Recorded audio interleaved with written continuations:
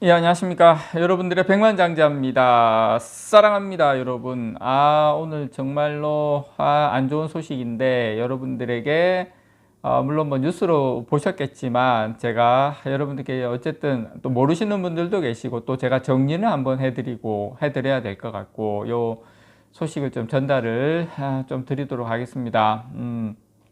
자, 일단 검찰이 항소를 했어요. 검찰이 항소를 하는 바람에 삼성전자의 M&A도 올 스톱 되고, 지금 상황이 또 안 좋게 됐다라는 거 여러분께 말씀을 좀 드립니다.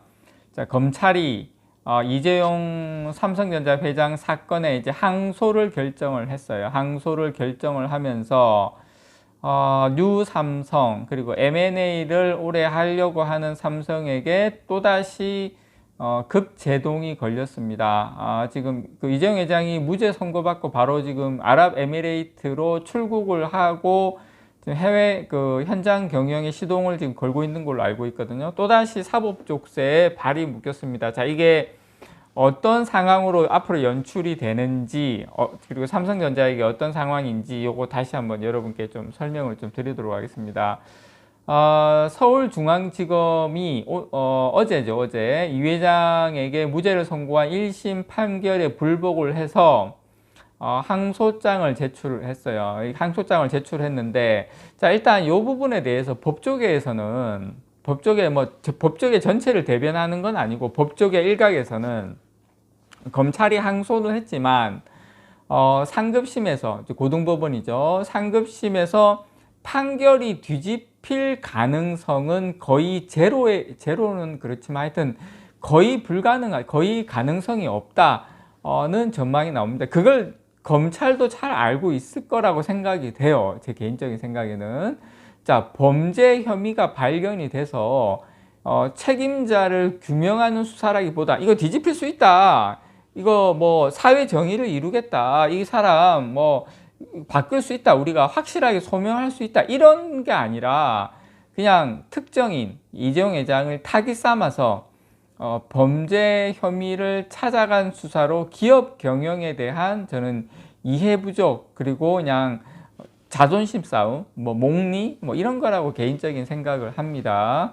그래서 검찰의 항소가 뭐 저뿐만 아니라 많은 쪽에서 비난을 하고 있겠죠. 비난을 받고 있는 여러 가지 이유가 있는데 그 중에서 작년이 아니구나. 재작년 9월 달에 이원석 검찰총장이 인사청문회에서 뭐라고 이야기했냐면, 자, 피고인 입장에서는 이재용 부회장입니다. 물론 이재용 부회장을 지칭한 건 아닌데 어쨌든 일반인을 지칭한, 물론 이재용 부회장을 염두하고 이제 질문을 하고 대답을 한 거긴 한데, 자, 피고인 입장에서는 굉장히 장기간 재판에 묶여 있기 때문에 힘들다.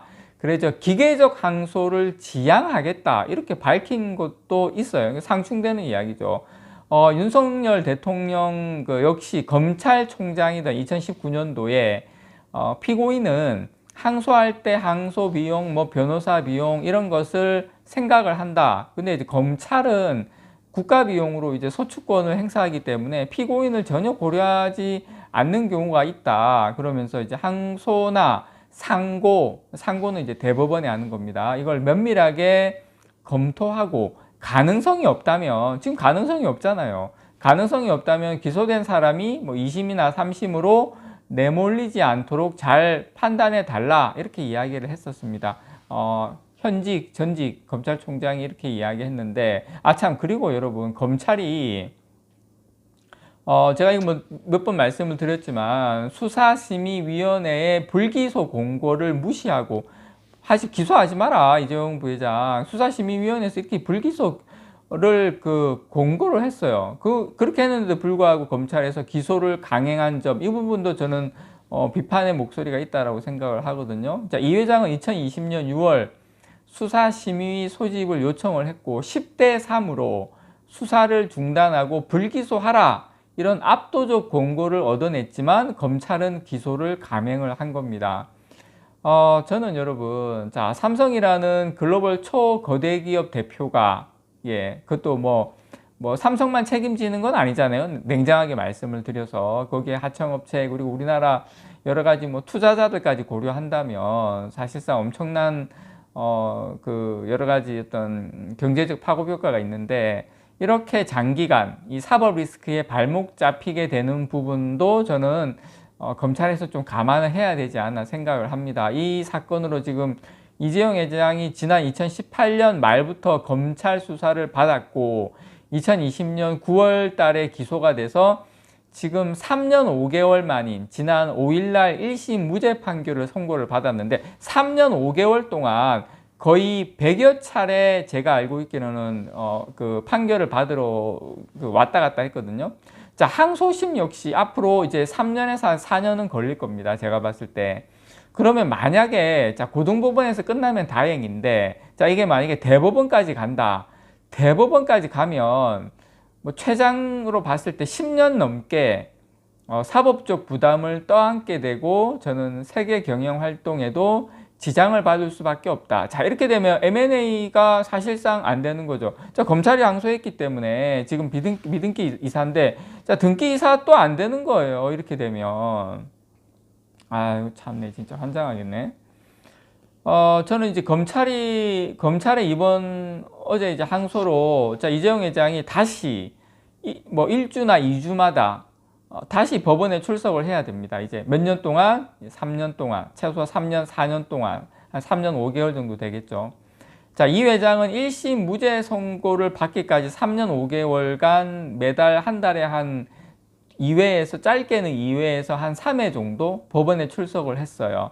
열린 재판만 106차례, 95차례 정확하게 법정에 출석을 했어요.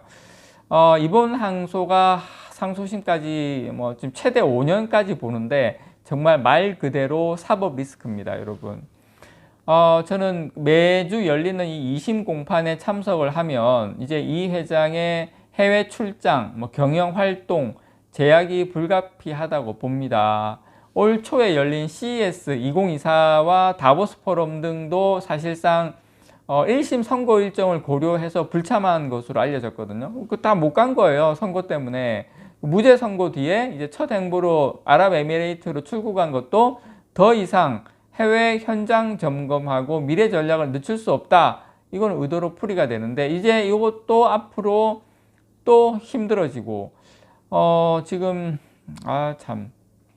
그래서 1심 무죄 판결로 경영 불확실성이 크게 해소됐는데 검찰의 항소로 다시 저는 미래를 향한 투자, 특히 M&A도 되겠죠. 이런 의사결정에 차질이 빚을 수도 있다라고 생각이 듭니다. 그래서 지금 뭐 TSMC 그리고 뭐 인텔, 뭐 애플 이런 반도체 쪽하고 스마트폰 경쟁사들은 투자를 확대하고 경영 일선에서 그렇게 치열하게 해도 기술 경쟁에서 될까 말까 하는데 삼성은 지금 이 골든타임을 또 놓치지 않을까 걱정이 되고요. 어쨌든 제일 걱정이 되는 부분은 검찰의 항소로 대형 M&A 그 인수합병 재개에 대한 전망도 다시 또 어두워졌다는 겁니다. M&A는 기업이 이제 혁신 기술을 확보하고 사업 영역을 확장하기 위한 가장 빠르고 확실한 수단인데 2016년도에 지금 전장하고 오디오 기업 하만이죠. 80억 달러 한 9조 한 3천억 인수한 이후에 의미 있는 지금 M&A는 없죠. 자, 대만의 TSMC하고 인텔 이런 경쟁사들의 뭐 하이닉스도 마찬가지입니다. 이런 신규 투자 경쟁이 치열해지고 있는데 이 회장의 네트워크 특히 이제 이재용 회장이 가지고 있는 그 네트워크도 상당히 중요하거든요. 요걸 활용한 글로벌 기업들과의 투자 협력도 지금 운신의 폭이 좁아질 가능성이 크다. 여러분들 재판을 저는 딱 한 번 제가 그 판사석에 한번 간 적이 있었어요. 제가 20살 때인가 그때 이제 그 집에 도둑이 들어가지고 그 당시에 증권은 그 증서로 되어 있었거든요. 그 분실한 적이 있어가지고 제가 이제 그 재판 그때는 뭐 그렇게 이거하고는 내용은 좀 다르지만 이게 재판장에 이게 간다는 것만으로 해도 그 당시에 뭐 큰 건 아니었지만 간다는 것만 해도 야 이게 2주마다 한 번씩 이게 재판장에 가는 게 엄청난 에너지를 소모하는 일이거든요. 특히나 이런 경영인들 입장에서는 지금 엔비디아, 뭐 메타 이런 글로벌 기업들이 그 오너 경영을 중심으로 짧은 의사결정, 뭐 실행력, 이 글로벌 기업들이 이런 트렌드로 가고 있는데 삼성전자는 이건 너무 좀 제가 봤을 때 너무 무리하는 것 같다라는 생각이 개인적으로 듭니다. 뭐 제가 뭐 이런 영상 올린다고 해서 뭐 세상이 뭐 바뀌겠습니까만은 어쨌든 이런 부분은 좀 제가 봤을 때 심하다라는 생각이 좀 듭니다. 이상 여러분들의 백만장자였습니다. 사랑합니다, 여러분.